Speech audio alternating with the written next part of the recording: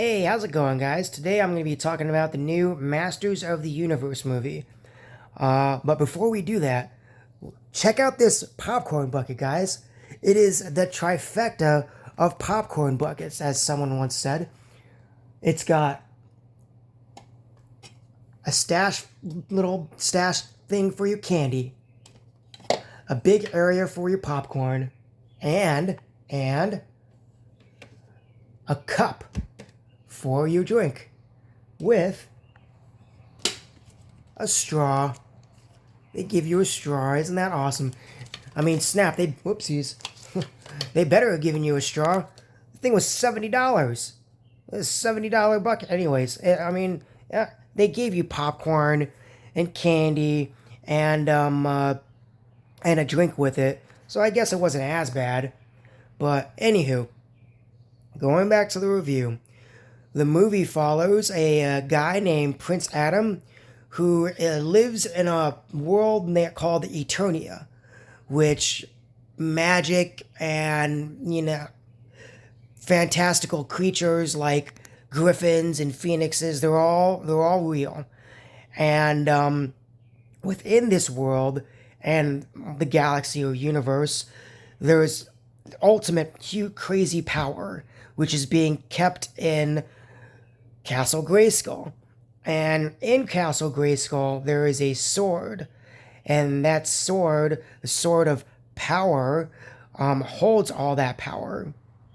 And in the movie, we see Adam struggling, and he's not really living in full expectations with his father, who's like the king of the realm, and one thing leads to another, and things get really bad, and Prince Adam has to flee to Earth, and he flees with the Sword of Power, and while he flees with the Sword of Power, he loses it, and, we see a time skip. Well, you don't know, if you haven't seen it, or if you have, then you know, but 15 years later, we see Adam, and he's living on Earth. And the whole story is him coming back, finding the Sword of Power, coming back to Eternia, and defeating Skeletor and embracing his destiny as He-Man. The movie itself is 2 hours and 22 minutes long. I honestly didn't feel it. The beginning, I want to say, like, the first 30 plus minutes, it's all, I wouldn't say it's a prelude, but it's definitely, I want to say it kind of dragged. It dragged a little bit. And, I felt it didn't really, start going with, a bigger motion until, I want to say, once, we establish who Adam is as a person. So, a little bit later on in the early midst of, I want to say, 45-ish minutes of the movie. The cast in this movie is awesome. Whoever plays He-Man, I think his name is Nicholas Galitzine. Galzine. I don't know how to pronounce his name. He plays He-Man. He's amazing in it. There's also Camelia Mendez. She plays Tila.